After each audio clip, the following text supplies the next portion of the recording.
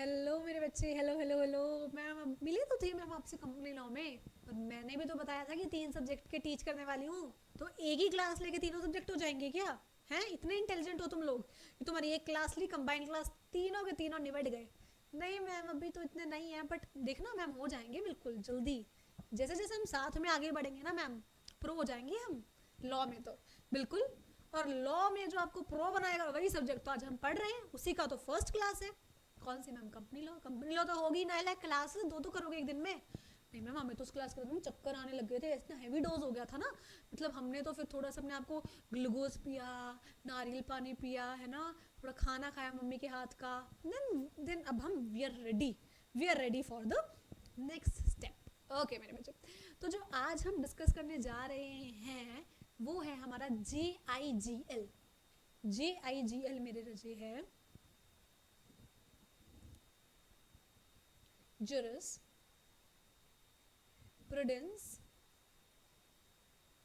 interpretation and general laws. देखो, welcome तो मैं आपका कर चुकी हूँ है ना, अब बार बार तो आप मेहमान थोड़ी हो। अब आप कोई मेहमान थोड़ी हो, आप खुद बताओ। आप तो यार हमारी फैमिली हो, right? You are our family, we are one family. तो बार बार वेलकम फॉर्मेलिटी क्या करनी यार। बस ये उम्मीद कर रही हूँ कि तुम सब लोग ठीक हो, है ना। और एग्जीक्यूटिव जो CS में जज्बा था वो एग्जीक्यूटिव में अभी तक है, बरकरार है क्लासेस लेने के बाद भी। ऐसा नहीं हुआ कि एक क्लास ली और फुस नींद, 2 घंटे की नींद चाहिए। बिकॉज अब इस चीज़ की आदत जो है डाल लो। कंपनी लोग का यार लेक्चर देखा, 1 घंटे, मतलब 1 घंटे समथिंग का रिकॉर्ड हुआ था। आई थॉट कि बच्चों के लिए इट्स ओके, मतलब कि अभी फर्स्ट क्लास है। फर्स्ट क्लास में अगर आपको बहुत ज़्यादा करवा दिया जाएगा, बिकॉज अभी आपका टेक्स्ट भी आना है, GIGL भी आना है, SBEC भी आना है। अगर फर्स्ट क्लास में इतना ज़्यादा करवा दिया जाएगा तो कहीं ना कहीं आप लोगों पे अत्याचार हो जाएगा और आप लोग डर जाओगे, लाइक लिटरली डर जाओगे कि ये हम कहाँ आ गए हम यार। ये हमारा और CS का रिश्ता किस मोड़ पर आके खत्म नहीं, सॉरी, कभी खत्म नहीं होना चाहिए ये रिश्ता, खड़ा हो गया, राइट? मेरा और CS का रिश्ता किस मोड़ पर खड़ा हो गया। तो इसीलिए मेरे बच्चे, क्या मैंने कहा धीरे धीरे आगे जाएंगे, आराम से एकदम काम रहना, आपको कंपोज रहना है और क्लासेस को एंजॉय करना। नींद तो नहीं आ रही ना क्लासेस में? नींद तो नहीं आ रही? पक्का पक्का ना? नींद आ रही है तो यार ब्लैक कॉफी पिया करो, ठीक है? मैंने आज तक नहीं P, but I am suggesting you. सुना है बिकॉज की अच्छी होती है, बट होप की नींद नहीं आए। Like I am trying my best कि तुम्हें सोने नहीं देना यार, तुम्हारी नींद हराम करके छोड़नी है। उस सेंस में नहीं, CS के प्यार में तुम्हें पागल करके छोड़ना है, ये गलत मत सोचो ना लायक। चलो, तो क्या है मेरे बच्चे, GIGL पेपर 1 है आपका। सबसे पहले सिलेबस खोलो के सबसे पहले पेपर 1 बड़ा बड़ा JIGL सुनहरे अक्षरों में, jurisprudence, interpretations and general laws. ये एक कंपनी सेक्रेटरी को क्यों पढ़ाया जा रहा है? To provide an extra edge, right? एक extra edge, because company law नींव है, राइट? नींव है। तो जैसे नींव के ऊपर जब बिल्डिंग खड़ी करते हैं तो अच्छा इंटीरियर हो ना, तो मज़ा ही कुछ हो रहा है। वैसे ही मेरे बच्चे GIGL है। आपको पता चलेगा कि लॉ है बनता कैसे है, लॉ के पीछे क्या दिमाग लगता है, राइट? आपको पता चलेगा एंड आप अमेज्ड हो जाओगे।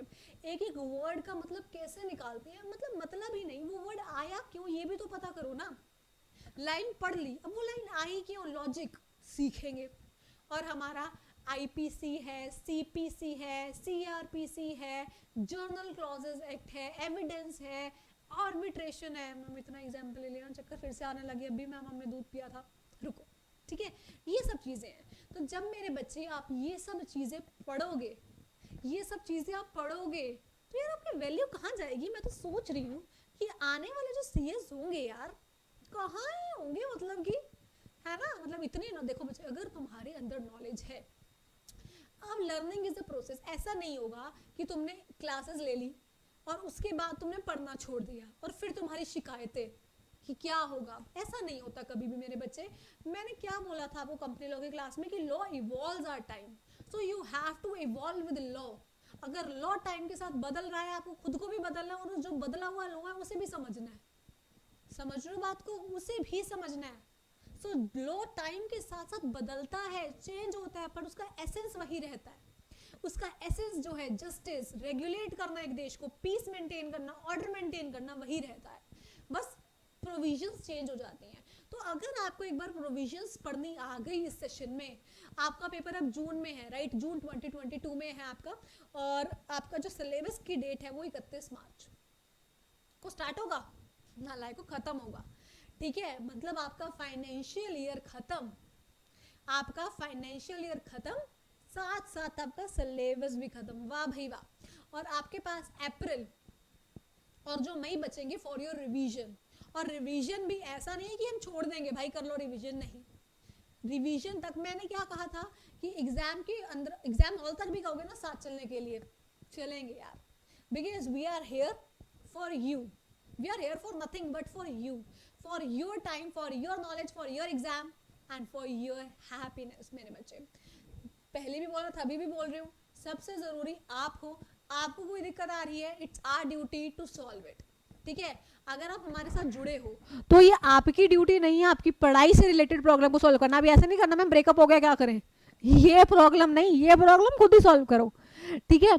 बट अगर कोई भी आपको किसी भी चीज़ से रिलेटेड दिक्कत आ रही है, राइट, तो कोई परेशानी रह रही है कि नहीं हो पा रहा मैम, बहुत बर्डन लग रहा है या ऐसा हो रहा है, we are here for you. चीज़ें आसानी से करेंगे, टफ चीज़ें होने वाली हैं, बट पार करेंगे उस फेज को भी, और उस फेज को पार करके ही तो प्रो बनेंगे ना, उस फेज को पार करके ही तो प्रो बनेंगे। ऑब्वियसली अगर स्ट्रगल्स नहीं आए, लाइफ ऐसे ही स्मूथ ही चलती रहे, क्या फायदा यार, ऐसे ही जी के खत्म एक दिन, है ना। तो वैसा नहीं होगा, अप्स भी आएंगे, डाउन्स भी आएंगे, बट आपको डाउन से फिर अप में आने की हिम्मत रखनी है। बस ये बात याद रखना कि आपको अप से ना, अगर आप डाउन जाओगे फॉर श्योर जाओगे, ठीक है। ऐसा मैं से झूठे नहीं बोलूंगी कि नहीं जाओगे, आप पे ही रहोगे, टॉप पे जाओगे, बहुत डाउन जाओगे, तभी तो दोबारा जंप करोगे ना, और वो जंप देखने वाली होगी, राइट। और फिर से कह रही हूँ, CS, don't treat CS as option, right. अपने आप को समर्पित कर दो इस डिग्री के लिए। यार कितना टाइम है, देखो इधर देखो, थोड़ी सी बात करें हम। CS ET तुम्हारा हो गया क्लियर, उसमें तुमने गाड़ दिए झंडे भाई, उसमें तुमने गाड़ दिए झंडे। एग्जीक्यूटिव 2 साल की ट्रेनिंग, ट्रेनिंग में तो चलो ठीक है बन ही जाते हैं हम आधे, और प्रोफेशनल क्या ही बचा है, 2 स्टेप्स, बस 2, एग्जीक्यूटिव और प्रोफेशनल। मेहनत कर लो इसमें, राइट, मेहनत कर लो, और अच्छी खासी मेहनत कर लो। टाइम पास करोगे मेरे बच्चे, TP करोगे, है ना, टाइम पास करोगे ना, कुछ नहीं होगा, ये टाइम तो वेस्ट होगा ही होगा। और बाई चांस तुम्हें मान लो ऐसा हुआ कि तुमने रट्टे मार के डिग्री ले ली, क्रैम करके डिग्री ले ली, उस डिग्री का कहाँ यूज करोगे, ये तो बताओ, यूज कहाँ करोगे उस डिग्री का। और तुम्हें फिर वही करना पड़ेगा जो तुम्हें करना पसंद नहीं है, राइट। अगर तुम्हें अपनी नॉलेज होगी तो तुम टॉप लेवल ऑफिशियल्स के साथ काम करोगे, डायरेक्टर्स के साथ काम करते हैं CS, समझ रहे हो, KMPs होते हैं, पढ़ेंगे KMP का मतलब भी, इतना बड़ा लेवल होता है। तो नॉलेज उस लेवल की होगी तभी तो वो लेवल मिलेगा ना। और नॉलेज कहाँ से आती है, लर्निंग से आती, कॉन्टिन्यूस प्रोसेस है लर्निंग। सीखना बंद हो जाएगा ना, एग्जिस्टेंस खत्म हो जाएगी तुम्हारी, लिटरली। सीखने में जो मजा है, जो एक एक हॉस्टल में मजा है, कहीं नहीं है। अब बहुत सारे लोग आपने देखे हैं, see I'm not pointing out someone, I'm not at all pointing out someone, I respect all जो कि मेहनत से अपनी ब्रेड बटर लेकर आ रहे हैं अपने घर में। 9 to 5 जॉब करी, that's it, is this enough यार, is this enough to fulfill our dreams, right, to make ourselves proud? No, side hustle। तो नॉलेज गेन करते रहो मेरे बच्चे, नॉलेज गेन करते रहो, राइट। क्लासेस में आ रहे हो, पॉजिटिव माइंडसेट के साथ आओ, अच्छे माइंडसेट के साथ आओ, एज अ प्रोफेशनल आओ, कि लगे कि भाई सब CS का स्टूडेंट है, ये ऐसा वैसा थोड़ी, ये CS का बच्चा है, VJ स्टडी हब जा रहा है पढ़ने। लगने चाहिए तुम ऐसे, तुम्हारा एटीट्यूड ऐसा होना चाहिए, समझ रहे हो, तुम्हारा एटीट्यूड ऐसा होना चाहिए, then only you can become a successful company secretary. और इस कोर्स से अगर तुम्हें लॉयल्टी दिखानी है ना, तो you have to be serious. Otherwise मजे मजे में 2 घंटे की क्लास होगी, सो जाओगे तो बीत जाएगी यार, क्लास तो नहीं रुकेगी ना, तुम सो जाओगे, क्लास बीत जाएगी, 2 घंटे बीत जाएंगे, 2 महीने बीत जाएंगे, सिलेबस खत्म हो जाएगा, पेपर आ जाएंगे, क्लियर नहीं होंगे, दिसंबर भी आ जाएगा। समझ लो, लाइफ का एक एक पल क्रूशियल है यार, एक एक पल।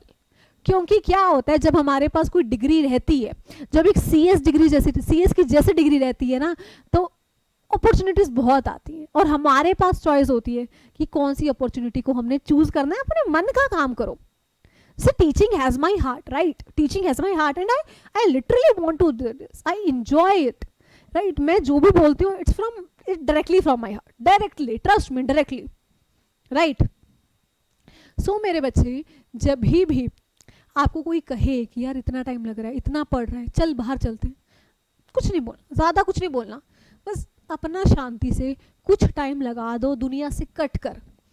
रिश्ते नाते तोड़ दो, मतलब ये नहीं है कि जाके है ना मम्मी पापा के घर से दूर चल जाओ, मतलब अपने पेरेंट्स के टाइम स्पेंड करो, अपने पेरेंट्स के साथ, अपने टीचर्स के साथ अच्छी कंपनी बनाओ, अपनी नए नए लॉज सीखो, नई नई इंटरप्रिटेशन सीखो, उसके बाद जो करना वो करो यार। एंड सच्ची में ये ट्रैप नहीं है, जैसे 12th में बोलते थे ना 12th के बाद 80 वो ट्रैप थी, बट यहाँ ये ट्रैप नहीं है। Trust me, this is not a trap. If you have right knowledge, nothing and no one can stop you. चलो, बहुत मोटिवेशन हो गया मैं भी बहुत मोटिवेटेड हो गई हूँ। चलो मेरे बच्चे, GI GL में हमें 3 चीज़ें पढ़नी थी मेरे बच्चे, jurisprudence, interpretations and general laws. अब मेरे बच्चे जूरिस्प्रूडेंस क्या होता है, सिंपल वर्ड्स में बोलूँ ना, बिल्कुल सिंपल लेमैन लैंग्वेज में, लेमैन मतलब आम आदमी वाली बात में, मैंगो मैन की लैंग्वेज में अगर मैं बोलूँ तो मेरे बच्चे, jurisprudence means the science of law. Jurisprudence means the science of law. कि लॉ आया कैसे यार, कुछ ना कुछ फ्लॉज होंगे कि इकोनॉमी में। अब हम जैसे नॉर्मली क्या कहते हैं, लोग कहते हैं यार मुझे ना वेट गेन करना है या मुझे वेट लूज करना है, बिकॉज फ्लॉ दिखता है कि हाँ ये कमी है, इसे पूरा करो, राइट। सो लॉ में भी क्या होता है, जब कोई चीज़ चल रही होती है, राइट, जब कोई चीज़ चल रही होती है तो लॉ मेकर देखते हैं, राइट, हम तो नहीं देख पाते हैं, और अगर देख भी लिया तो उस पर लॉ नहीं बना पाते हैं, because we are not the experts of law. सही कह रही हूँ मैं, we are not the experts of law, is this right? नहीं, we are the experts of law. बन जाओगे अभी 4 महीने हैं, 4 महीने के बाद देखना यार लॉ के एक्सपर्ट। अगला लॉ तुम ही ना निकाल दो कोई, मेरे को तो ये टेंशन है। चलो अब बच्चे, science of law, right, law बनता कैसे है, उसके पीछे मेरे बच्चे बहुत सारी है ना कश्मकश होती है कि क्या चीज़ हमें करनी चाहिए, क्या चीज़ हमें नहीं करनी चाहिए, किस चीज़ को पब्लिक कैसे रिएक्ट करेगी किस चीज़ पे। अब आपने देखा साइबर लॉस कितने सारे बन रहे हैं, देखो कितने साइबर क्राइम्स हो रहे हैं। अभी इंडिया ने इजराइल के साथ, मतलब इजराइल इंडिया को साइबर टेक्नोलॉजी देगा, राइट, इजराइल इंडिया को साइबर टेक्नोलॉजी देगा। उससे क्या होगा, ये जो साइबर क्राइम्स हो रहे हैं ये कंट्रोल होंगे और इस पर भी लॉ बनेगा।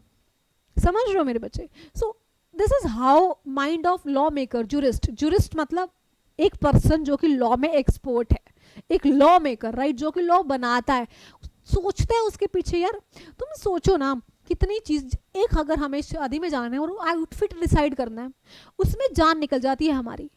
यहाँ तो हमें पूरा का पूरा लॉ बनाना है जो पूरे के पूरे इंडिया में लगेगा, और उसमें कोई गलती हुई तो छोड़ेंगे नहीं इंडिया वाले। कहते हैं हमको प्यार से, इंडिया वाले गाने याद आ गया मुझे, पर छोड़ेंगे नहीं हम इंडिया वाले। समझ रहे हो? तो लॉ बनाना मेरे बच्चे, it's not a cake, like ऐसा नहीं है कि it's not a cup of T कि चलो भाई दूध डाला, चीनी डाली, बन गई, ये तो दूध बना, कुछ भी डाला बन गया।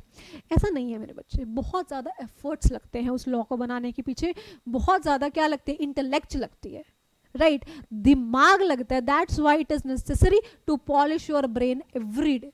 अब ऐसा नहीं करना कि बूट पॉलिश लेके पॉलिश करने जाना नालायक हो, मतलब कि ऑयलिंग करना, उसमें जो है नॉलेज डालना बहुत एसेंशियल है मेरे बच्चे, बहुत एसेंशियल है, राइट।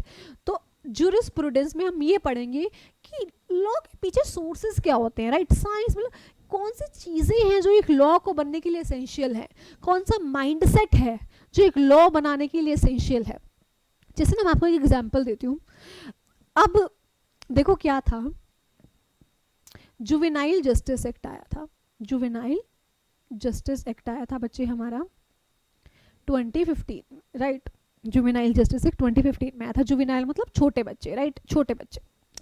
अब देखो मेरे बच्चे, 2012 में हुआ था निर्भया केस, ट्रैजिक, मतलब बहुत ही ट्रेजेडी, जिसे अब तक मतलब सुन के रोंगटे खड़े हो जाते हैं यार, जब भी कोई भी उस केस की बात करता है तो मतलब इट इज़ लाइक कि बस यार, मतलब नहीं सुना जाता, सुना ही नहीं जाता वो, राइट, वो चीज़ सुनी ही नहीं जाती है।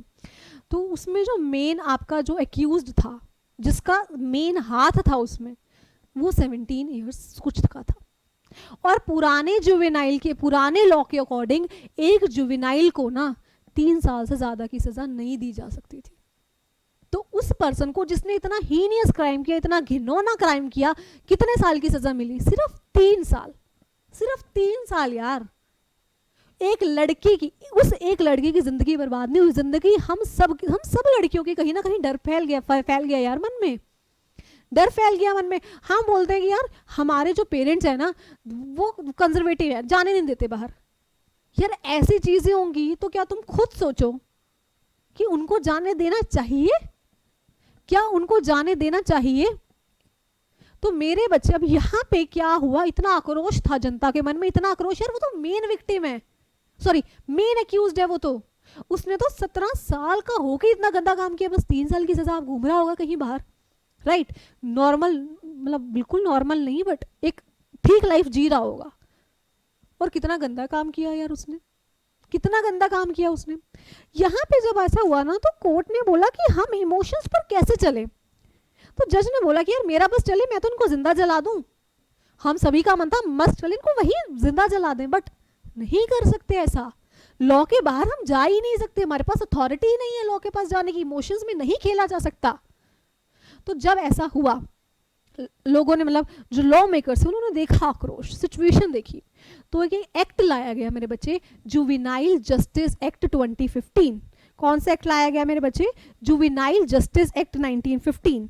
एंड इस एक्ट के अकॉर्डिंग मेरे बच्चे, इस एक्ट के अकॉर्डिंग क्या हुआ, अगर आप एक हीनियस क्राइम करते हो, हीनियस क्राइम मतलब एक मतलब कहते हैं ना बहुत ही गंदा, रेप करते हो, मर्डर करते हो, एसिड फेंकते हो, कुछ भी करते हो, तो आपको जो है according to section 18 subsection 3 of juvenile justice act 2015 के अकॉर्डिंग, अगर आपकी एज 16 to 18 ईयर्स है और आपने ऐसा कोई हीनियस क्राइम किया, तो आपको सज़ा वैसे मिलेगी जैसे एक एडल्ट को सज़ा मिलती है।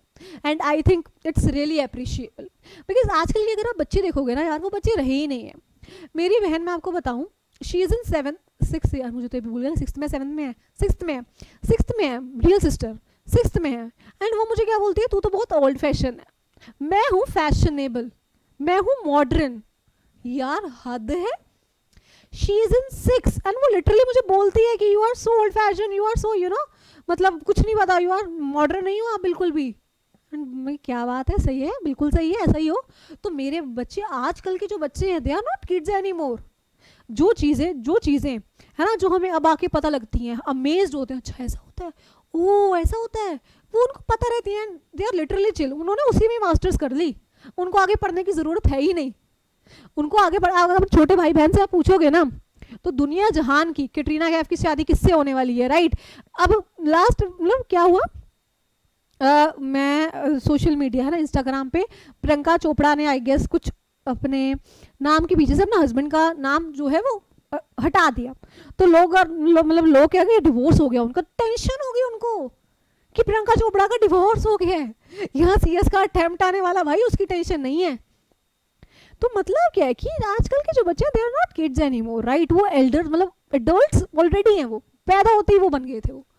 तो मतलब अगर हम ऐसा करने लगेंगे तो यार वो बच्चा ये सोच के कि यार मैं तो बच्चा हूँ, वो कुछ भी गलत काम करेंगे, कुछ भी घिनौना काम करेंगे, और सजा भुगतनी पड़ती है फिर पूरे देश को। रोंगटे खड़े होते हैं पूरे देश के, दर्द होता है पूरे देश को। आप तो 3 साल की सजा काट के छुट गए, पर ये कोई तरीका नहीं है। तो फिर बचे जुवेनाइल जस्टिस एक्ट आया 2015, राइट? सेक्शन 18 क्लॉज 13 में लिखा है मेरे बच्चे, सॉरी सेक्शन 18 क्लॉज 3 में लिखा है कि अगर आपकी उम्र 16 से 18 साल है और आपने कोई हीनियस क्राइम, कोई मतलब गंदा क्राइम किया है, रेप किया, मर्डर किया, एसिड फेंका है, तो जैसे एक एडल्ट को सजा मिलती है, मिनिमम 7 ईयर्स है, याद रखना मिनिमम, और कहाँ वहाँ मैक्सिमम 3 ईयर्स थी, मिनिमम 7 ईयर्स। डेथ तो सेंटेंस तो मिल ही सकता है। चलो, होप दिस इज क्लियर मेरे बच्चे। अब इधर देखो, आपके मन में क्वेश्चन आ रहा होगा कि मैम 2015 में ये लॉ बना, तो क्या हम जो पर्सन है, जो हमारा एक्यूज्ड था, क्या हम उसको ये नहीं कह सकते कि भाई अब 2015 में उसे उठा लाएं कि अब ये लॉ बन गया, चल तुझे अब एडल्ट की तरह सजा मिलेगी? बच्चे ऐसा नहीं होता। कोई भी लॉ होता है ना, कोई भी लॉ मेरे बच्चे, वो लॉ का कभी रेट्रोस्पेक्टिव इफेक्ट नहीं आता। रेट्रोस्पेक्टिव मतलब वो पीछे से लॉ एप्लीकेबल नहीं होता। अब हम वहां से उसको उठा कर नहीं ला सकते कि अब ठीक है, अब लॉ रिवाइज हो गया, अब जो तूने कानून, जो तूने गंदा काम किया था वो इस लॉ में आने लगे, इस लॉ में कवर होता है, और तू जो है 7 साल की सजा मिनिमम तो काट ही काट। ऐसा नहीं कर सकते किसी भी लॉ का बच्चे, रेट्रोस्पेक्टिव इफेक्ट नहीं होता है। Keep one thing in your mind, right. बहुत बेसिक बात कर रहे हैं हम, लॉ के बारे में बात करें तो लॉ के बारे में बहुत बेसिक बात करें। किसी भी लॉ का रेट्रोस्पेक्टिव इफेक्ट नहीं होता है, हमेशा वो लॉ आगे के लिए बनता है, हमेशा बोलो उसकी इन्फोर्समेंट डेट होती है ना, किस दिन इन्फोर्स होगा, मतलब इसके बाद के लिए इन्फोर्स होगा, इससे पहले जो हो गया वो हो गया, मिट्टी पाओ, ठीक है। बट ठीक है, वही है कि अकड़ ठोकर खाने से ही आती है, तो इतनी बड़ी ठोकर खाई हमारे देश ने, अकल आई, ठीक है। अब हम वो चीज़ें ऐसे करते हैं। अब इधर देखिए मेरे बच्चे, मैंने आपको क्या बताया था कि हमारे देश में लॉ सेंट्रल लेवल पे पार्लियामेंट बनाती है, और लॉ बनाने की पावर पार्लियामेंट को दी किसने, दी कॉन्स्टिट्यूशन ने। इवन पार्लियामेंट को बनाया भी किसने मेरे बच्चे, कॉन्स्टिट्यूशन ने। अब देखो मेरे बच्चे, डोंट राइट इट, नोट्स मिल जाएंगे, हम नोट्स से मैं पढ़ा भी नहीं रही हूँ, बहुत जर्नल चीज है, ठीक है। तो या तो मेरे बच्चे हमारी पार्लियामेंट बनाएगी, या हमारी स्टेट लेजिस्लेशन बनाएगी, मतलब स्टेट लेवल पे, है ना। स्टेट लेवल पे मेरे बच्चे हमारी स्टेट लेजिस्लेशन लॉ बनाएगी, और सेंट्रल लेवल पे पार्लियामेंट। हमें सेंट्रल लेवल के लॉज ही पढ़ने होते हैं, जैसे अगर आप सपोज करो आपका आईपीसी है, सीआरपीसी है, ये सेंट्रल लेवल है ना। आपका कंपनीज एक्ट है, ये सेंट्रल लेवल है। ये जुवेनाइल जस्टिस था, ये सेंट्रल लेवल था, ये पार्लियामेंट ने बनाए। मतलब इसमें आप ये नहीं कह सकते कि यार मैं स्टेट का हूँ, मैं ये लॉ अप्लाई नहीं करूंगा, हाउ डेयर यू टू से दिस। मैं नहीं कह रही, गवर्नमेंट कहेगी आपको, ना को डरो मत, मैं इतना गुस्सा नहीं करती, राइट। कि कैसे कैसे, तो मतलब मेरे बच्चे, तो दो आपके पास बॉडीज हैं, the first is parliament and the second one is state legislation. Parliament किसने बनाई, कॉन्स्टिट्यूशन ने। पार्लियामेंट को लॉ मेकिंग पावर किसने दी, कॉन्स्टिट्यूशन ने। स्टेट लेजिस्लेशन किसने बनाई, कॉन्स्टिट्यूशन ने। स्टेट लेजिस्लेशन को लॉ बनाने की पावर किसने दी, कॉन्स्टिट्यूशन ने। अब पार्लियामेंट बनी है मेरे बच्चे आर्टिकल 79 के थ्रू, हमारी पार्लियामेंट बनी है। मतलब आर्टिकल 79 में लिखा है कि there shall be a parliament. और पार्लियामेंट में कौन कौन आता है मेरे बच्चे, 2 हाउसेस होते हैं, लोकसभा, राज्यसभा एंड हमारे प्रेसिडेंट, राइट। जब हम कहते हैं कि पार्लियामेंट से पास होकर आया, मतलब लोकसभा, राज्यसभा और प्रेसिडेंट ने भी अप्रूवल दे दी है। डरो नहीं मेरे बच्चे, ये तो सिर्फ एक बेसिक है, मैंने पहले भी कहा था इंट्रोडक्टरी क्लास है, तो ज़्यादा मैं कुछ करवाऊंगी नहीं, ठीक है। बट एक नॉर्मल एक स्ट्रक्चर देख रहे हैं। आर्टिकल 79, मैम हमें ना, जैसे आपने आर्टिकल बोला हमें कन्फ्यूजन हो गई। अच्छा क्या कन्फ्यूजन हुई मैम, कंपनी लॉ में, कंपनीज एक्ट में हमने सेक्शंस पढ़े थे, और यहाँ हम आर्टिकल पढ़ रहे हैं। वहाँ सेक्शन था, यहाँ आर्टिकल है, तो ma'am what is the difference between section and article. Section और आर्टिकल में डिफरेंस क्या है मैम, चलो बिल्कुल ये भी तुम्हें बताएगी मैम। इधर देखो मेरे बच्चे, जब कोई भी लॉ ऐसा बनता है ना जो एक फंडामेंटल नॉर्म हो, मतलब जिसके ऊपर बाकी सब लॉज बेस्ड हो, तो उसमें बच्चे हम जो यूज करते हैं वो यूज करते हैं आर्टिकल। क्योंकि इधर देखो, अब लॉ ऐसा तो नहीं है कि स्टोरीज में लिखा जाएगा, जैसे अपनी निबंध लिखते थे, मेरे बेस्ट फ्रेंड पे लिखा होगा ना ऐसे, माई बेस्ट फ्रेंड काओ पे। मुझे याद है अभी तक, when I was in 3rd और 4th, तो काओ पे ऐसे लिखा करती थी मैं, इंग्लिश में भी वही और हिंदी में, मतलब जो इंग्लिश में लाइन्स है मैम ने वही सेम ही है ना, हिंदी में करा दी थी ना सेम, तो उस पे लिखते थे।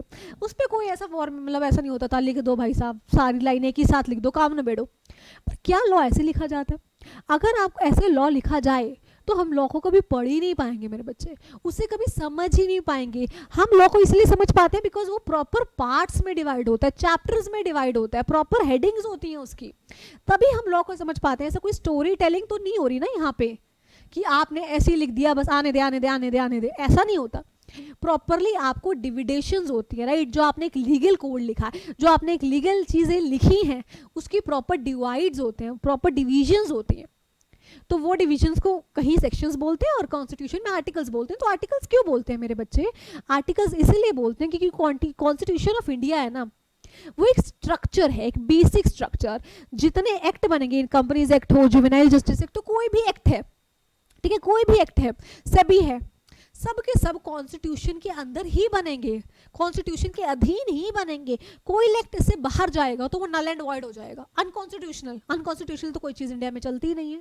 तो इंडिया के पास कॉन्स्टिट्यूशन है, कॉन्स्टिट्यूशन के बाहर कोई नहीं जा सकता मेरे बच्चे, कोई भी नहीं जा सकता।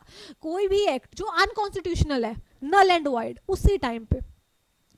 तो ठीक है, तो मेरे बच्चे यहाँ पे जो आर्टिकल है ना, जब कोई फंडामेंटल लॉ लिखा जाता है, राइट, जब कोई फंडामेंटल डॉक्यूमेंट ड्राफ्ट होता है, क्या होता है, जब हमारा कोई फंडामेंटल डॉक्यूमेंट ड्राफ्ट होता है जिसपे बाकी सब लॉज बेस्ड होते हैं, राइट, जिसपे क्या होते हैं, आपके बाकी सब लॉज जो हैं वो बेस्ड होते हैं, तो उसके सब डिविजन्स को हम आर्टिकल कहते हैं और बाकी को हम सेक्शंस कहते हैं। तो मैम क्या सिर्फ कॉन्स्टिट्यूशन में ही आर्टिकल्स हैं? आप देखो बच्चे, अगर अभी आगे ऐसा कोई लॉ आता है जो कि दूसरे लॉ के लिए बेस हो, राइट, जिसपे दूसरे लॉ खड़े हो, जो दूसरे लॉ के लिए एक स्ट्रक्चर दे, उसमें हम आर्टिकल लिखते हैं। होप डिफरेंस आपको क्लियर हो गया? बिल्कुल हो गया मैम। अब बच्चे GIGL भी हमारा क्या है, GIGL हमारा सब्जेक्टिव है, राइट, प्रॉपर हमें लिखना है।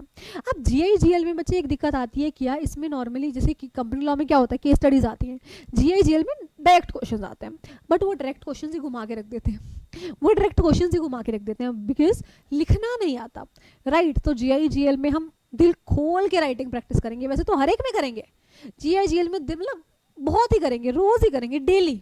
देखो बच्चे, डेली आपका कंपनी लॉ का, SBC का और GIGL का रहेगा कि आपको एक एक क्वेश्चन लिखकर आना है घर से, राइट, एंड फिर उसे हम डिस्कस करेंगे, राइट, उसे will discuss in the class. So writing practice बहुत अच्छी होगी ना, तब ये पेपर क्लियर करना आसान है।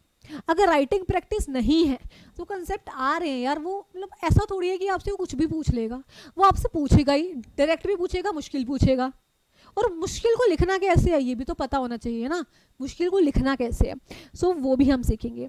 तो मेरे बच्चे पूरे 100 नंबर का पेपर है, सब्जेक्टिव पेपर है पूरा, अप्रॉक्स 150 प्लस आवर्स का पेपर है, इजी नहीं है, राइट, बिकॉज इसमें हम बहुत सारे लॉज पढ़ेंगे, राइट, बहुत सारे लॉज पढ़ेंगे। लॉज पढ़ना कभी इजी नहीं होता, बच्चों का खेल नहीं है लॉज पढ़ना, है ना। चलो, होप दिस इज क्लियर मेरे बच्चे। आप देखो, इसमें हम ना पढ़ेंगे, आप पढ़ोगे इसमें आगे जाकर, आपने एक नाम सुना होगा, इंसॉल्वेंसी एंड बैंकरप्सी कोड 2016 या इंडियन पीनल कोड, ये कोड ऑफ सिविल प्रोसीजर। अब कंपनीज एक्ट है ना, और जुवेनाइल जस्टिस एक्ट, तो फैक्ट्रीज एक्ट और कोड, क्या मैम ये कभी कहाँ लॉ, कभी सेक्शन, सभी सबसेक्शन क्लॉज आ जाता है, कभी आर्टिकल आ जाता है, आर्टिकल और सबसेक्शन, आर्टिकल और सेक्शन, राइट। मेरे बच्चे, there is a difference between a code and act. Act कैसे बनता है, दोनों हाउसेस से पास हुआ, पार्लियामेंट ने असेंट दी एक्ट। एक्ट के पीछे ना आइडिया टोटली न्यू होता है, brand new idea, right. Act में हम देखते हैं इकोनॉमी में क्या फ्लॉज हैं, कंट्री में क्या फ्लॉज हैं, और उन फ्लॉज के जो है ना, उन फ्लॉज को ठीक करने के चक्कर में हम एक्ट बना देते हैं, न्यू आइडिया होता है, एकदम ब्रांड न्यू, है ना। बट कोड का मतलब क्या होता है मेरे बच्चे, जो चीज़ें ऑलरेडी एग्जिस्टेंस में हैं, जो चीज़ें कहाँ है मेरे बच्चे, जो चीज़ें हमारी ऑलरेडी एग्जिस्टेंस में हैं, एक सेकेंड, उन चीज़ों को लेकर, उन चीज़ों को एक जगह इकट्ठा कर देना, एक जगह सिस्टमाइज्ड ऑर्गेनाइज्ड फॉर्म में रख देना। जैसे सपोज करो मेरे बच्चे, IPC है, इसमें है ना, इसमें हमारी पनिशमेंट्स लिखी हुई हैं। अब ऐसा नहीं है कि वो पनिशमेंट्स पहले एग्जिस्ट नहीं करती थी अभी आई, ऐसा नहीं है। अब उन पनिशमेंट्स को एक जगह लिख दिया गया, एक सिस्टमैटिक वे में ऑर्गेनाइज्ड कर दिया गया मेरे बच्चे, तो वो कोड बन गया। अब जैसे आपका इंसॉल्वेंसी एंड बैंकरप्सी कोड है, ऐसा नहीं है कि इंसॉल्वेंसी से रिलेटेड चीज़ें पहले नहीं थी, बैंकरप्सी से रिलेटेड चीज़ें पहले नहीं थी। जब आप IBC 2016 पढ़ोगे ना, तो उसमें एक मेन ही है, it aims at consolidating. Consolidating मतलब इकट्ठा कर लेना सबको, जो चीज़ें अलग अलग जाके फैली हुई थी, जो चीज़ें अलग, इंसॉल्वेंसी की कहीं और थी, बैंकरप्सी कहीं और था, ये मतलब इन सब चीज़ों को मेरे बच्चे इकट्ठा करके, इन सब चीज़ों को इकट्ठा करके एक जगह डालना इज कोड। और एक्ट मतलब 2 से पास हो गया, हाउस से पास हो गया, पार्लियामेंट की असेंट मिल गई, एक नया आइडिया, राइट, मतलब वो चीज़ जो पहले एग्जिस्टेंस में नहीं थी, दैट इज एक्ट। बट वो चीज़ जो पहले ही एग्जिस्टेंस में थी, जो बस एक सिस्टमैटिक वे में ला दिया गया, that is a code, right. Hope ये क्लियर हो गया, बिल्कुल। अब मैम ये तो मैम LLB और मतलब सिलेबस सेम है, हम तो एडवोकेट भी बन जाएंगे। एडवोकेट बनोगे तो जाओगे कोर्ट में, जाओगे जज को कहोगे माय लॉर्ड, देखा होगा ना, बहुत मेरे को एक ना यार सीन याद आ रहा है मुझे, पर मुझे याद नहीं वो किस मूवी का है, राइट। तो मतलब तारीख पे तारीख, हाँ तारीख पे तारीख, तारीख पे तारीख, माय लॉर्ड योर ऑनर कहोगे, जज वहीं अपसेट हो जाएगा। क्यों मैम? कोर्ट में तो जब हम जाते हैं तो सैल्यूटेशन क्या होता है मेरे बच्चे, कि आपके जो सामने आप किसी पर्सन को मिल रहे हो उसको क्या क्या क्या आंसर कर रहे हो, सर, मैम, ओए ओए इधर आ, ठीक है, और पागल इधर आ, नॉर्मली ऐसी फ्रेंड्स को और भाई बहनों को। तो सैल्यूटेशन का मतलब होता है किसी को आप क्या आंसर कर रहे हो, मतलब क्या कहकर आंसर कर रहे हो मेरे बच्चे, दैट इज सैल्यूटेशन। तो मेरे बच्चे जब एक एडवोकेट जाता है कोर्ट में, जब एडवोकेट एक कोर्ट में जाता है तो ऑब्वियसली उसे भी जज साहब को आंसर करना होगा या नहीं करना होगा? करना होगा। तो क्या है करेगा? जज जी, डियर जज, डियर जज, डियर जज कहेगा? बताओ, नहीं। तो नॉर्मली क्या प्रैक्टिस चलती थी? Your lord, my lord, your lords, my lord, your honour, oblige, grateful, ये वर्ड्स यूज होते थे, अभी भी होते। अभी भी इन वर्ड्स को लेकर बहुत कंफ्यूजन है बच्चे, but let me tell you one thing, ये जो वर्ड्स हम यूज करते हैं ना, they are not like appreciable in our courts. Because देखो, जो बार काउंसिल है ना, बार काउंसिल के पास एक राइट है। देखो एडवोकेट एक्ट बना हमारा, राइट, एडवोकेट एक्ट बना, तो बार काउंसिल के पास एक राइट है कि वो ना एडवोकेट एक्ट में कुछ भी लिख सकती है, कुछ रूल्स बना सकती है। तो आप जज को क्या कह के आंसर करोगे, ये आपका एडवोकेट एक्ट में लिखा होता है, राइट, कि आप उसे क्या कहे, because it's a decorum, right, एक आपका प्रोफेशन है, उसका कोड है, उसका कंडक्ट है, राइट, वो आपका एडवोकेट एक्ट में लिखा होता है। तो बार काउंसिल के पास ये पावर है कि वो एडवोकेट एक्ट में कुछ भी लिख सकते हैं कि आप अपने जज को ना ओए क्या आंसर कर सकते हो। अब पता नहीं हो जाए मे बी कभी, बट ऐसा नहीं होगा, राइट, बिकॉज वो एक बहुत रिस्पेक्टेबल पोजीशन है, बहुत रिस्पेक्टेबल पर्सनालिटी होती है जो वहाँ सामने बंदा बैठा होता है। तो आप उसे your lord, my Lord, but बहुत सारे जजेस ने ये कंप्लेंट की कि ये जो my lord, your honour, oblige, grateful जैसे वर्ड्स है ना, ये इंडियन कल्चर के वर्ड्स नहीं है। These are not the words from Indian culture. ये जो वर्ड्स हैं, ये जो ब्रिटिशर्स के टाइम पे जब हमारी डिक्टेटरशिप चल रही थी, जब हम लोग ब्रिटिशर्स के अधीन थे, तब ये सब चीज़ें हम क्या करते थे, फॉलो करते थे। अब ऐसा कैसे कर सकते हो? अब तो ऐसा होना ही नहीं चाहिए ना। जब आप एक जा रहे हो और अगर आप किसी को वो कुछ कह के बुला रहे हो, अगर वही खुश नहीं है, तो बताओ क्या ही फायदा बटरिंग करने का। हम ही सोचते हैं ना यार, योर ऑनर, माई लॉर्ड्स कह देते हैं, थोड़ा एक्सप्रेशन से माई लॉर्ड कह देते हैं, केस अपने हाथ में हो जाएगा नॉर्मली, ठीक है, बट ऐसा नहीं होता। जो जजेस रहते हैं वो भी अप्रिशिएबल नहीं होता कि आप उन्हें माई लॉर्ड करके बुलाओ, आप उन्हें योर लॉर्ड्स करके बुलाओ, कुछ भी है ना ऐसा जो इंग्लिश कल्चर में चलता है, जो कि इंग्लिश मतलब जो कि बाहर के यूएसए के सुप्रीम कोर्ट में एक्सेप्टेबल होगा तो होगा ना। तो आप यूएसए की प्रैक्टिसेस क्यों फॉलो कर रहे हो? Why are you following the practices जो कि उस चीज में हो चुकी है और यहाँ फॉलो कर रहे हो? क्यों? वाई? राइट। और आप बच्चे, ठीक है, तो आप उन्हें नॉर्मली अगर सर कह के भी आंसर करोगे, that is well and good. आगे से अगर आप एलएलबी करोगे, CS LLB is a deadly combination, right, अगर आप एलएलबी करते हो तो मॉक कोर्ट्स वगैरह होते हैं, तो वहाँ जाके लॉर्ड, माई लॉर्ड के बजाय सर कहना बहुत अच्छा ही लगेगा। बट अब योर ऑनर भी चलता है, राइट, योर ऑनर भी चलता है, बट वो भी इतना प्रैक्टिस में नहीं है। आप योर ऑनर, आप अगर आप सुप्रीम कोर्ट और हाई कोर्ट में जाते हो तो you can say your honour, अगर उसके नीचे लेवल के कोर्ट्स में जाते हो तो sir is totally acceptable, right. अगर आप सिंपली सर कह के भी आंसर करोगे इट्स ओके। और हाई कोर्ट अगर सुप्रीम कोर्ट में जा रहे हो आप तो योर ऑनर। अब मेरे बच्चे, हर कंट्री का लॉ, मैंने आपको क्या बोला, अलग अलग होता है। कुछ कंट्री में कोई चीज़ एक्सेप्टेबल होती है, कुछ में नहीं होती। जैसे देखो अब क्या होता है, मैं एक एग्जांपल देती हूँ। फिलीपींस है, एक कंट्री है, आई डोंट नो, मतलब नाम नहीं याद है ना उसका, फ्लोरिडा है, ऐसा कुछ है, नाम नहीं याद।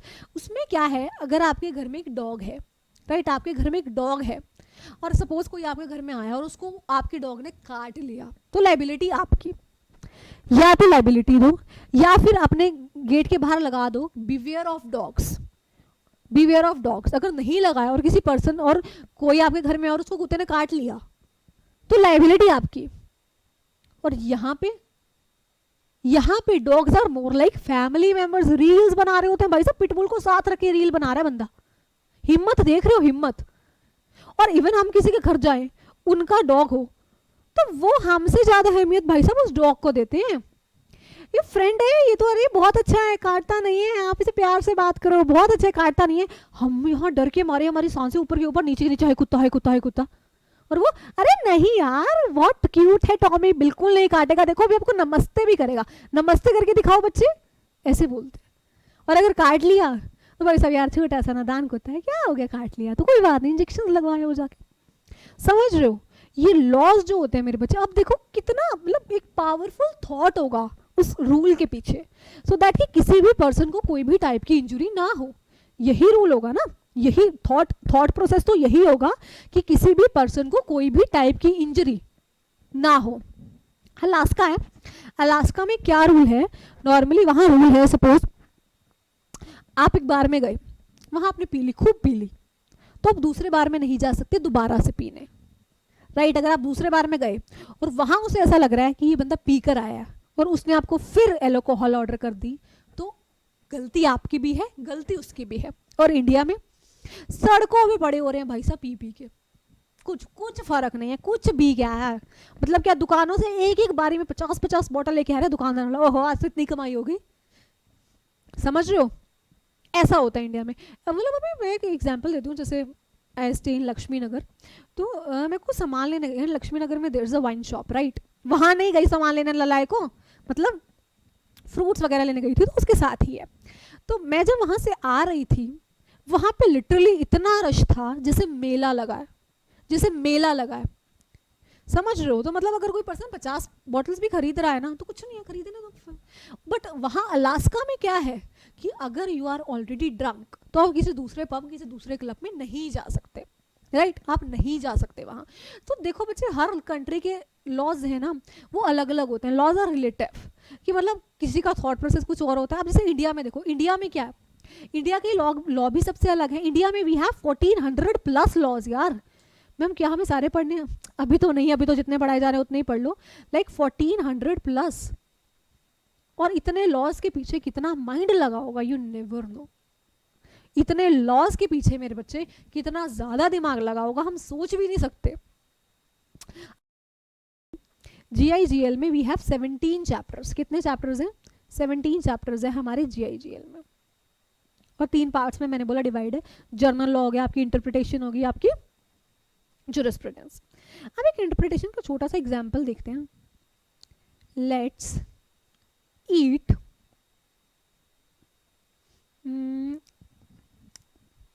grandmother, right, let's eat grandmother। चलो दादी खाएं, चलो दादी, समझ रहे हो, चलो दादी खाएं, चलो दादी खाएं, समझ रहे हो, चलो दादी खाएं, चलो दादी खाएं।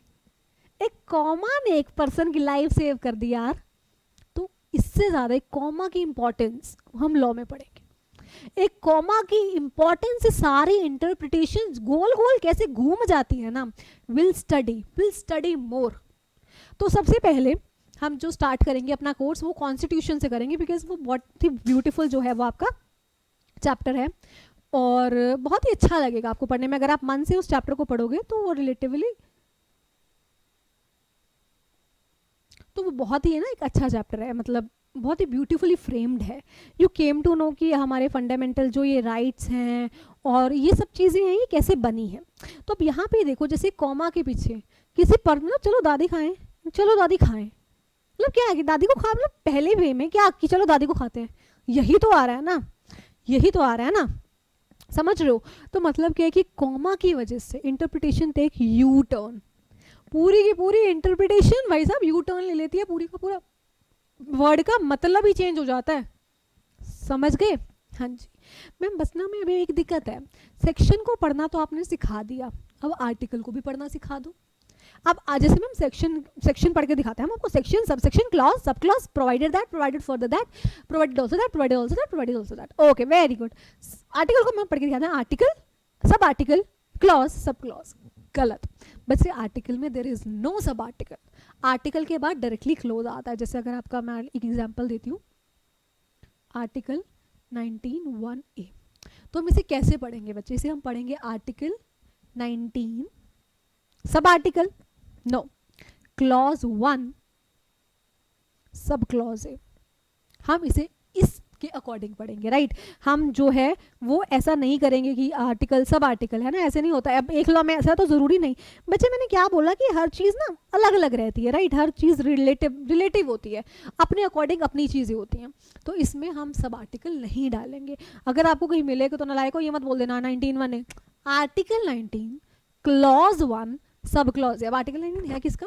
ठंड रखो यार, ठंड, राइट, ठंड रखो बिल्कुल। अच्छा मैंने आपको कोड बता दिया, ठीक है। चलिए बता दिया, कॉन्स्टिट्यूशन से शुरुआत करने वाले हैं। अब लॉ मेरे बच्चे मैंने आपको बताया पार्लियामेंट बनाती है, राइट। अब पार्लियामेंट किसके बनाती है? आपके सेंट्रल लॉ के। और स्टेट किसके बनाती है? आपके स्टेट लॉ। अब इन दोनों में झगड़ा नहीं हो सकता। झगड़ा कि अगर सपोज ये ना लिखा हो, सपोज करो, वैसे तो ये लिखा है पर सपोज करते हैं बिकॉज आज मतलब बहुत ही इंट्रोडक्टरी लेक्चर है, तो सपोज करते हैं कि अगर ये नहीं लिखा हो कि पार्लियामेंट किस पे लॉ बनाएंगे और स्टेट किस पे लॉ बनाएंगे, तो क्या दोनों एक दूसरे को काट के नहीं खाए जाएंगी? बताओ। सपोज करो इनकम टैक्स एक्ट बन गया सेंट्रल पे भी और स्टेट वाइज भी इनकम टैक्स एक्ट आ गए, लुट जाओगे, लुट, बर्बाद हो जाओगे, बर्बाद। समझ रहे हो? यहाँ तो टैक्स के लोग चोरियां करते फिरते हैं जब सिर्फ एक सेंट्रल एक्ट है। तो अगर स्टेट ने भी बना दिया, अलग अलग स्टेट ने अलग अलग, सड़क पे आ जाएंगे लोग लिटरली। हाँ तो मर, मतलब ऑब्वियसली दो बार टैक्स दे रहे हो, एक बार मतलब मौत आती है यार, दिल का टुकड़ा निकाल के दे रहे हो, मेहनत कर रहे हो सुबह से शाम तक और गवर्नमेंट को दे रहे हो, समझ रहे हो? तो मेरे बच्चे इसीलिए हमारी कॉन्स्टिट्यूशन है ना, उसमें एक एक चीज इतनी ब्यूटीफुली ड्राफ्टेड है, इतनी ब्यूटीफुली ड्राफ्टेड है, मजा आएगा। और मैंने आपको पहले भी कहा कि GIGL को हल्के में, तो हल्के में तो देखो आपने देखा ही है कि हमने अभी कुछ भी नहीं किया और फिर भी काफ़ी सारी चीज़ें निकल आई डिस्कशन के लिए, राइट। काफ़ी सारी चीज़ें मेरे बच्चे निकल आई डिस्कशन के लिए। तो GIGL को ऐसे मत लेना कि हो जाएगा, नहीं, हम आराम से करेंगे। पहले ही बताया था कि टफ है, टाइम लगेगा, राइट। 150 आवर्स है, कोई छोटी मोटी बात थोड़ी है यार।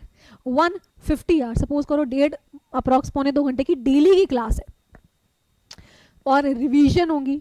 इसमें भी जो हम अलग अलग एक्ट पढ़ेंगे, कोड पढ़ेंगे, वो बियर लैंग्वेज में पढ़ेंगे, राइट। शॉर्ट नोट्स बनाएंगे, क्लास में बनवाऊंगी, बट पढ़ेंगे वहाँ से बनाएंगे नोट्स इंटरप्रेट करके। डायरेक्टली मैं आपको यार नोट्स दे दूँ ना, मज़ा नहीं आएगा ना आपको, ना नहीं, आपको तो आएगा, आपको तो बहुत मज़ा आएगा बिकॉज अल्टीमेटली तो पेपर वहीं से आएगा ना, बट आपके माइंड को मज़ा नहीं आएगा, ऑयलिंग नहीं होगी आपके माइंड की, राइट। तो इसीलिए हम बच्चे पढ़ेंगे किससे? बियर एक्ट से। बियर एक्ट से पढ़ेंगे, जैसे आपका IPC है, आपका CRPC है, आपका CPC है, आपका आर्बिट्रेशन एक्ट है, आपका एविडेंस एक्ट है, लिमिटेशन है, आपका जर्नल क्लॉजेज एक्ट है, राइट। उन सब चीज़ों का जो एक मिक्सचर बनेगा ना यार, मज़ा आ जाएगा। अब जैसे आपका फर्स्ट ही जैसे जूरिस्प्रूडेंस है, जूरिस्प्रूडेंस 2 वर्ड से बने, एक जूरिस और एक प्रूडेंशिया, राइट। मतलब एक्सपर्ट इन लॉ, मतलब लॉ की साइंस, समझ रहे हो? लॉ की साइंस। हम ये सारी बातें मेरे बच्चे GIGL में डिस्कस करने वाले हैं। और जर्नल लॉज ना हमारी एक ज़िंदगी का बहुत ही अहम हिस्सा होता है बिकॉज वो हर जगह लगते हैं, राइट। जर्नल का मतलब क्या? जो चीज़ हर जगह लगे, हर एक पे लगे, दैट इज़ जर्नल लॉ। अगर किसी ने किसी का मर्डर कर दिया है तो वो ये थोड़ी कहेगा मैं CS हूँ, मुझ पर नहीं लग रहा, समझ रहे हो? मैं CS हूँ, मैं नहीं लग रहा, नेता का बेटा हूँ, मैं नहीं लग रहा। हाँ नहीं लगता है, मतलब वो थोड़ी सी मतलब करप्शन वगैरह वो सब चीज़ें अंदर की बातें हैं, will not go into that. But आप ऐसा नहीं कह सकते कि मैं ये हूँ तो ये मेरे पे लॉ नहीं लगेगा। क्यों नहीं लगेगा भाई? क्यों नहीं लगेगा? जर्नल लॉ है, हर एक पे लगेगा। तूने किसी का मर्डर किया है तो क्या तू बच जाएगा? पहले टाइम पे क्या होता था, देर वॉज अ कॉन्सेप्ट कि अगर आप किसी ने आपको मारा तो आप उसको मार दो, मतलब किसी ने आपको थप्पड़ मारा उसको थप्पड़ मार दो, किसी ने आपको चाकू मारा है तो आप तो मर जाओगे ना, तो आप तो चाकू नहीं मार सकते, बट कोई आपका पर्सन, कोई दूसरा पर्सन जिसको भी बहुत फिक्र है बहुत ही ज़्यादा, वो उसको चाकू मार सकता है, उसको कुछ नहीं होगा। बट ऐसा तो नहीं चलेगा ना। अब ऐसे कब तक मरते मराते रहेंगे? एक ने मार दिया, आपने उसको जाके मार दिया, उसने आपको मार दिया, उससे आपको मार, क्या मरते मराते रहना यार। तो अब क्या होता है, अगर आपको किसी ने मर्डर किया तो उसको सज़ा होती है, राइट, उसको सज़ा होती है। तो मैंने पहले ही कहा कि जो लॉ है वो इवॉल्व करता है टाइम पे। कोई भी नया लॉ आता है उसका हमेशा रेट्रोस्पेक्टिव इफेक्ट होता है। हाँ जी नलायक को रेट्रोस्पेक्टिव, मैम प्रोस्पेक्टिव मैम आपने ही तो पढ़ा था, आप ही भूल गए, क्या करूँ यार शॉर्ट टर्म मेमोरी लॉस ठीक है। क्या है मेरे बच्चे? प्रोस्पेक्टिव इफेक्ट होता है, यानी वो आगे के लिए बनता है, वो पीछे के लिए नहीं बनता है। कोड और एक्ट में हमने डिफरेंस समझा। कोड मतलब जो चीज़ें, जो प्रथाएं पहले से एग्जिस्ट कर रही थी उसको बस हमने हर जगह से समेट के, हर जगह से इकट्ठा करके ना एक जगह सिस्टमेटिकली ऑर्गेनाइज की, एक सिस्टमेटिकली ऑर्गेनाइज करते कर दिया मेरे बच्चे, that is code. And act मतलब पहले लोकसभा राज्यसभा मतलब किसी भी हाउस से पहले पास हो सकता है, आइदर ऑफ द हाउसेस। जब आप लॉ पढ़ेंगे उसमें लिखा आइदर ऑफ टू हाउसेस, उसमें नहीं लिखा पहले लोक, आइदर ऑफ टू हाउसेस लिखा है, ठीक है। उसके बाद प्रेसिडेंट अपनी एसेंट देगा एंड वो एक्ट बन जाएगा। हमने आर्टिकल और सेक्शन के बीच का किया कि जब कोई लॉ बनता है, जब कोई लीगल ड्राफ्टिंग होती है, और जो कि फंडामेंटल लीगल ड्राफ्टिंग है, राइट, जिसपे सारे लॉ बेस्ड है, जिसपे क्या है सारे लॉ बेस्ड है, वो हमारा रहता है आर्टिकल।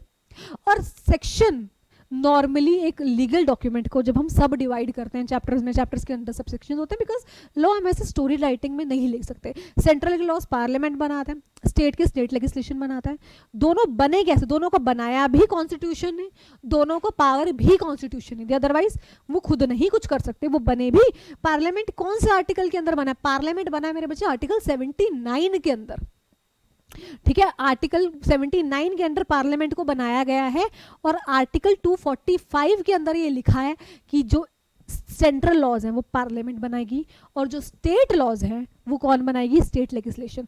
प्रॉपरली डिवाइडेड है पावर, सो दैट कि कोई वो नहीं आ जाए, राइट मतलब शेड्यूल 7 में लिस्ट है, 3 लिस्ट, यूनियन, स्टेट और कॉन्करेंट लिस्ट, राइट। तो उसमें जो है प्रॉपरली लिखा हुआ है सब चीज़ें कि किन मुद्दों पे स्टेट बनाएगी, किन मुद्दों पे सेंट्रल बनाएगी, किन मुद्दों पे दोनों बना सकती है। दोनों ने बना दिया लॉ, भाई साहब कन्फ्लिक्ट आ गया, किसका लॉ चलेगा, पार्लियामेंट का। कहाँ लिखा है, मैं हमारे मन से आवाज़ आई। एग्जाम में मन से की आवाज़ लिखोगे ना तो एग्जामिनर तुम्हें अपने मन की आवाज़ दे देगा। सपोज करो वो अपनी वाइफ से लड़के बैठा हुआ है, या फिर उसका भी ब्रेकअप हुआ और तुमने अपने मन की बातें लिख दी, उसका मन तो दुखी है, उसका वो अगर अपने मन की बात लिखता है तुम्हारा क्या होगा, तुम्हारा मन खराब हो जाएगा। तो इसीलिए राइट ये सब चीज़ों का there is a legalised proper backing. कोई भी बात बोलो ना, कोई भी बात बोलो, बैकिंग होनी बहुत ज़रूरी है, उस बात के पीछे का पता होना बहुत ज़रूरी है। तो जब हम ये डिस्कशन करेंगे कॉन्स्टिट्यूशन में, तो यू केम टू नो कि कौन से आर्टिकल से कौन सी चीज़ आई है, सॉरी ज़्यादा मोटिवेटेड हो गई थी कौन से आर्टिकल से कौन सी चीज़ आई है, राइट, और उस चीज़ के इम्प्लीकेशंस क्या, विल केम टू नो। उसके बाद हमने कोड एंड एक्ट किया। फिर हमने एक नई चीज़ सीखी कि माय लॉर्ड कहना is not a good thing. You can क्या कह सकते सर, आर्टिकल को पढ़ना सीखा। Article 19 sub article 1, clause 1 sub clause A. Okay मेरे बच्चे, ओके ओके ओके। तो आई थिंक आज के लिए हाँ एक चीज़, जुरिस्प्रूडेंशिया मैंने आपको बता दिया था ना, जुरिस का मतलब लॉ और प्रूडेंशिया का मतलब मेरे बच्चे नॉलेज, लॉ की नॉलेज, राइट, लॉ की नॉलेज। और किसी होती है जुरिस्ट को, जुरिस्ट मतलब एक पर्सन, जैसे इकोनॉमिस्ट होता है ना, इकोनॉमिस्ट मतलब इकोनॉमी को चलाने वाला, राइट, जिसको इकोनॉमी की बहुत ज़्यादा नॉलेज, इकोनॉमिक्स की बहुत ज़्यादा नॉलेज है, वैसे ही जुरिस्ट होता है। जैसे लॉ की बहुत ज़्यादा नॉलेज होती है, बहुत ज़्यादा, हम भी बन सकते हैं, बिल्कुल बन सकते हैं, बिल्कुल बन सकते हैं, क्योंकि इसमें क्या है, it's a law, right, it's a law based course ना, ऑब्वियसली लॉ ही है ना, ठीक है मेरे बच्चे। होप कि आपको एक GIGL का स्ट्रक्चर क्लियर हुआ हो कि हम इसमें पढ़ना क्या है। 17 हमारे पास इसमें चैप्टर्स हैं, डिविडेशन से पढ़ेंगे, स्टार्ट कॉन्स्टिट्यूशन से करेंगे, ब्यूटीफुल फ्रेम चैप्टर है। होप मेरे बच्चे ये लेक्चर आपको समझ आया होगा। देखो कोई भी अगर आपको इस लेक्चर में दिक्कत है ना, आई एम सेइंग कोई भी दिक्कत है, जस्ट आप बस कमेंट बॉक्स में बता दिया करो, राइट, कमेंट बॉक्स में बता दिया करो, दैट्स इट, और कुछ नहीं चाहिए आपको। मतलब विद इन सम टाइम आपका आंसर खुद मिल जाएगा। आपका आंसर क्या होगा मेरे बच्चे, खुद मिल जाएगा। So that sit for your first class of jurisprudence, interpretations and general law. We will meet in the next class, and till then, right, till then I'm not a YouTuber जो मैं आपको कहूँगी ये है ना, till then it's just कि आप जो है फोकस ऑन योर सेल्फ, इस कोर्स को समझो, इस कोर्स को जानो। अभी डायरेक्टली इस कोर्स मतलब ऐसा नहीं है कि चैप्टर 1 से स्टार्ट कर दूँ, नहीं, क्लासेस देखो, क्लासेस से समझो, उनके बारे में और रिसर्च करो, जो क्लासेस में बताए जा रहे हैं टॉपिक उसके बारे में अपने एंड पे रिसर्च करो। फिर धीरे धीरे करते अभी हमने फर्स्ट सीढ़ी भी नहीं चढ़ी है, फर्स्ट स्टेयर भी क्लाइंब नहीं किया, धीरे हमें टॉपर पहुंचना है और हम पहुंच के रहेंगे। वीजी स्टडी हब का आपसे ये प्रॉमिस है। सो टिल देन मेरे बच्चे, गुड नाइट, अपना ध्यान रखो, अच्छे से खाओ पियो, क्योंकि बहुत सारा प्रेशर एक साथ आने वाला है, मज़े भी बहुत आएंगे। ओके मेरे बच्चे, बाय।